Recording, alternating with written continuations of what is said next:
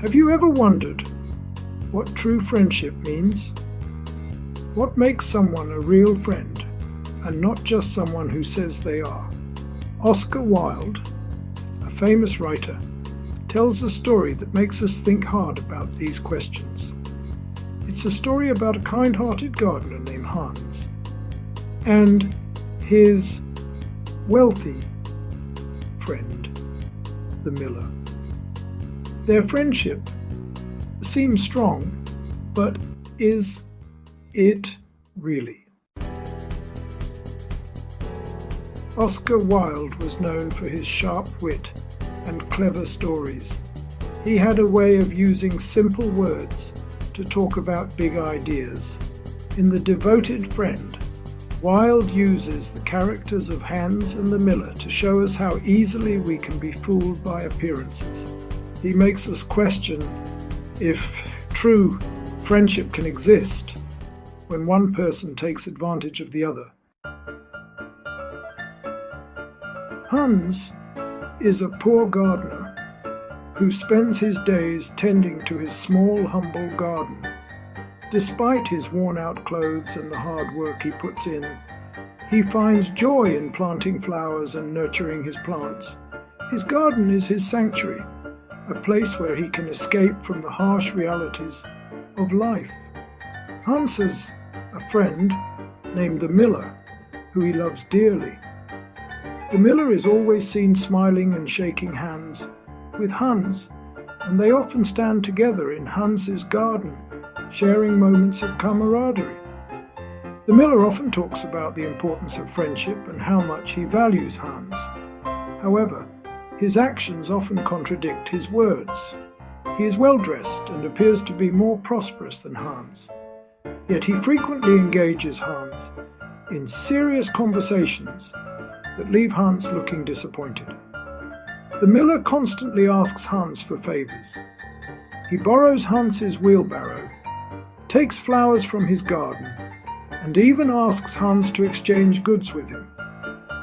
These requests are frequent and often leave Hans with less than he started with. Despite the imbalance in their relationship, Hans continues to help the miller. He works hard in the miller's garden, doing manual labor for free. Hans is often seen tired and worn out, yet he never complains and continues to give his all for his friend. Hans's loyalty to the miller is unwavering. He gives away his flowers, helps the miller whenever he can, and even sacrifices his own well-being. Despite the sadness and pain it causes him, Hans remains a loyal friend, always putting the miller's needs above his own. Tragically, Hans's selflessness leads to his demise. One day, while doing yet another favor for the miller, Hans collapses in a field, exhausted and overworked. The scene is heartbreaking, as Hans lies on the ground, having given everything he had for his friend. The miller's reaction to Hans's death is shockingly indifferent. Instead of feeling guilty or remorseful, he complains about how inconvenient Hans's death is for him. His annoyance is evident, and he shows no sign of mourning the loss of his loyal friend. To add insult to injury, the miller attends Hans's funeral with the very wheelbarrow he borrowed from Hans. This act underscores how little he truly cared for Hans, as he uses the borrowed items even in death, showing a complete lack of respect and gratitude for his friend's sacrifices. Wilde's story exposes a dark side of friendship, exploitation disguised as kindness. The miller uses his position of power to take advantage of Hans's generosity. He hides his selfishness behind words of friendship, making Hans believe he's doing these favors out of love. This highlights how easily kindness can be manipulated and exploited. Section 5. Blind Devotion and Hypocrisy.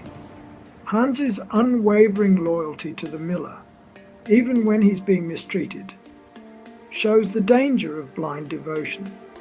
He's so caught up in the idea of being a good friend that he fails to see the miller's true intentions.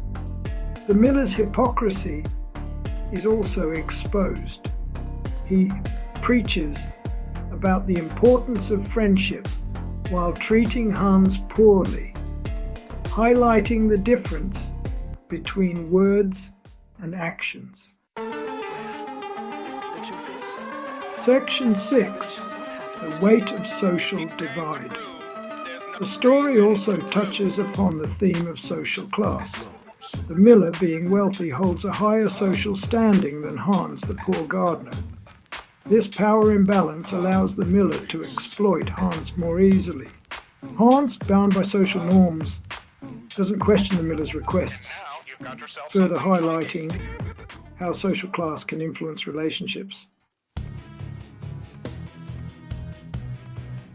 Section 7. Echoes in our time. The themes of the devoted friend resonate even today.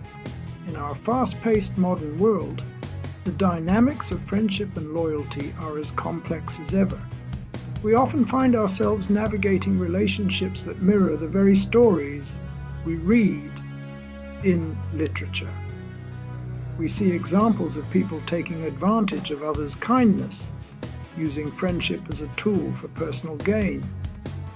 This manipulation can be subtle, often masked by gestures of camaraderie and support, making it difficult to recognize until it's too late. Whether it's the friend who always borrows money and never returns it, or the one who constantly asks for favors without reciprocating, these relationships can drain us emotionally and financially. Or the boss who overworks employees with promises of promotion. The exploitation of goodwill is rampant in professional settings as well.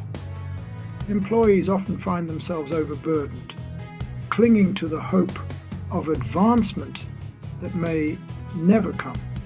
Exploitation disguised as friendship is sadly a common occurrence. The betrayal felt when realizing a trusted friend or colleague has been using you can be deeply painful, leaving lasting scars. We also see instances of blind loyalty, where individuals remain devoted to people or groups even when faced with their negative actions. This unwavering support can stem from a deep-seated need for belonging or fear of isolation. Individuals may continue to support friends, leaders, or organizations despite clear evidence of wrongdoing, often rationalizing their actions to maintain a sense of loyalty and identity. This can be seen in toxic relationships, fanatical devotion to celebrities, or even political affiliations. The intensity of these connections can blind individuals to the harm being caused both to themselves and others, where individuals overlook wrongdoings due to their loyalty. The echoes of these complex dynamics in our time remind us to be vigilant, to question, and to strive for genuine, balanced relationships that uplift rather than exploit. Section 8. The price of true friendship. The devoted friend is a cautionary tale. It reminds us that true friendship is a two-way street built on mutual respect, support, and understanding. It challenges us to look beyond grand gestures and sweet words and instead focus on actions. True friends value our well-being and wouldn't dream of exploiting our kindness. Section 9. A mirror to our lives. As you reflect on the story of Hans and the miller, ask yourself, what does this tale reveal about human nature and the complexities of our interactions? Are there echoes of these themes in your own life? Do you see parallels in the way people treat each other, both in your personal experiences and in the world around you? Have you ever experienced or witnessed exploitation disguised as friendship. Think about moments when someone may have taken advantage of your kindness, or when you might have seen it happen to others. Have you ever questioned the true nature of your relationships?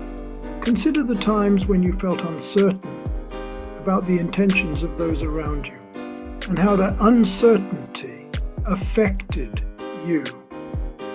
By understanding the lessons within the devoted friend, we can strive for healthier, more balanced relationships in our own lives.